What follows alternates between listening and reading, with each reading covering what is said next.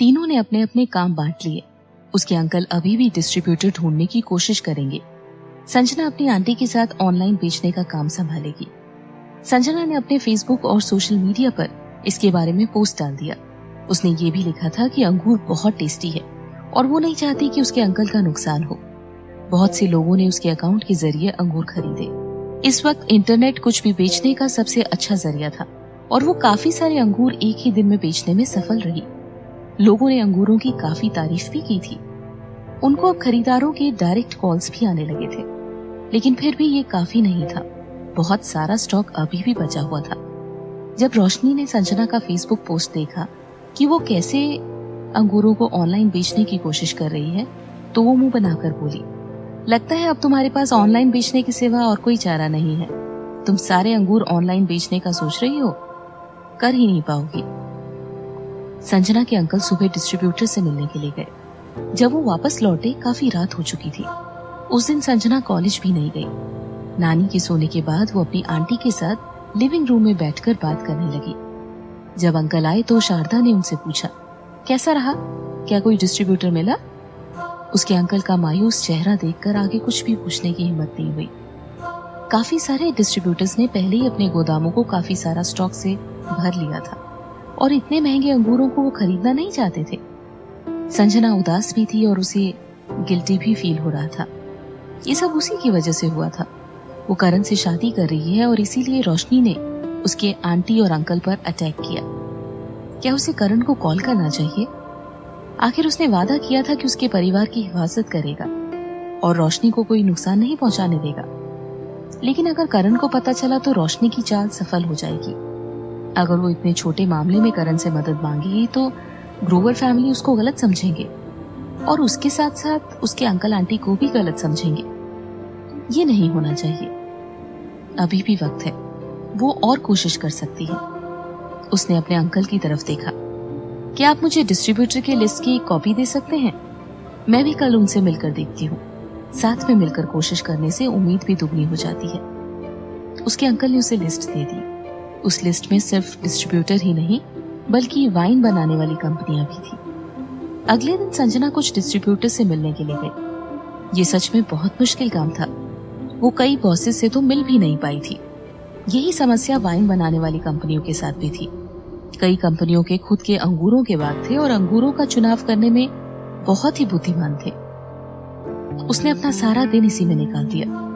वो ट्रेनिंग के लिए भी नहीं गई और फिर कोई फायदा भी नहीं हुआ। उसके फाइनल्स शुरू होने वाले थे और उसका ट्रेनिंग शेड्यूल भी बहुत टाइट होने वाला था। उसके कोच उसे ब्रेक भी नहीं लेने देंगे। क्या उसे सच में करण की मदद लेनी पड़ेगी और ग्रोवर फैमिली के सामने अपनी आंटी अंकल को शर्मिंदा करना पड़ेगा? संजना बहुत थकी हुई थी। उसे प्यास भी लगी थी, इसीलिए उसने पास की एक शॉप से फ्रूट चाट ऑर्डर की। खाते खाते वो अपने फोन में देख रही थी कि शायद कोई रास्ता निकल जाए। फेसबुक का न्यूज फीड देखते हुए उसे युग का पोस्ट देखा। वो लोगों को डिनर पर इनवाइट कर रहा था और उसने मेहमानों की लंबी लिस्ट पोस्ट करके रखी थी। वो शायद उस फिल्म के स्पॉन्सर्स थे जिनमें उसने इन्वेस्ट किया था। लिस्ट देखते ही संजना की नजर एक नाम पर गई, मिस्टर सोमनाथ बैनर्जी। ये नाम कुछ जाना पहचाना सा था।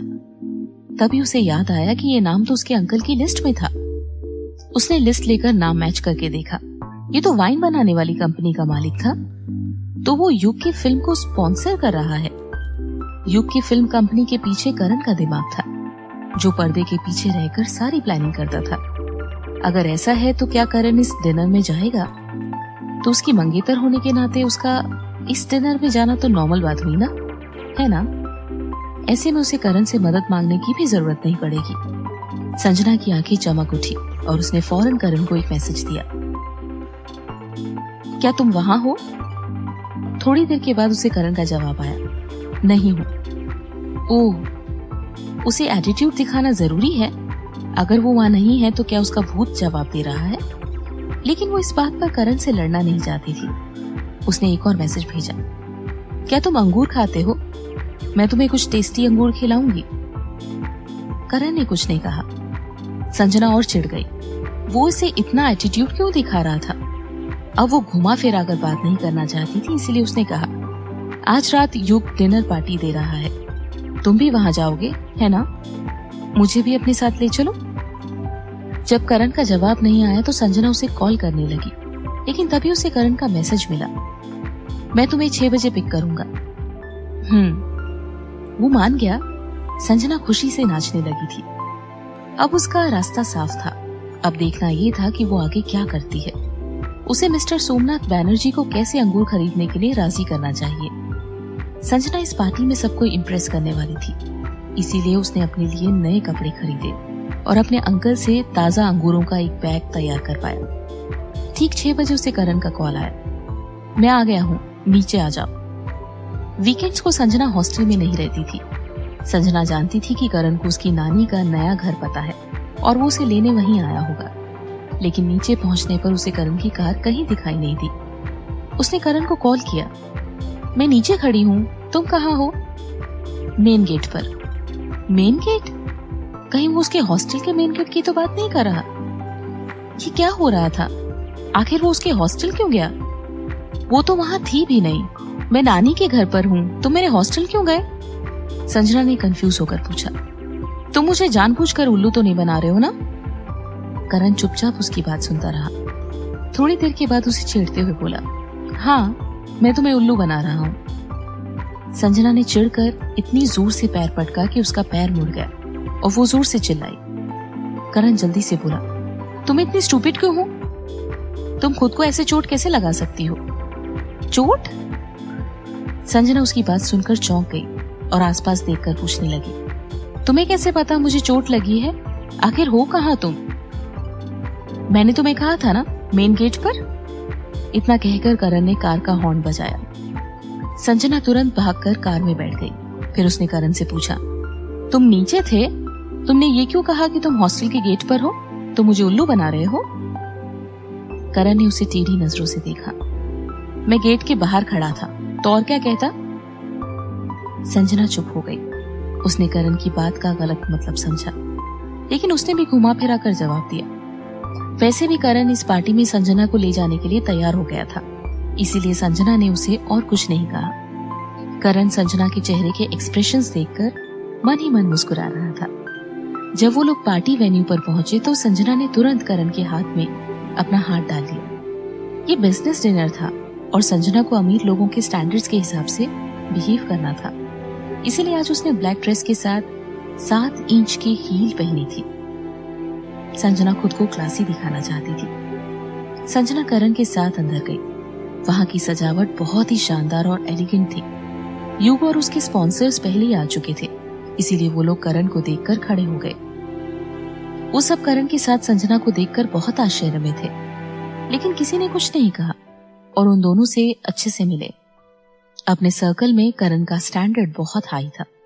वो बहुत ही टैलेंटेड था, इसीलिए सब लोग उसकी बहुत रिस्पेक्ट करते थे। सब जानते थे कि आर्मी छोड़ने के 6 महीनों के अंदर ही उसने 2 कंपनीज खरीद ली थी। इतना ही नहीं, उसने युग के साथ मिलकर फिल्म कंपनी भी शुरू कर दी थी। और इसमें सबसे ज्यादा इंप्रेस करने वाली बात ये थी कि ये सब उसने खुद की मेहनत की कमाई से किया था और ग्रोवर फैमिली का एक भी रुपया इसमें नहीं लगा था।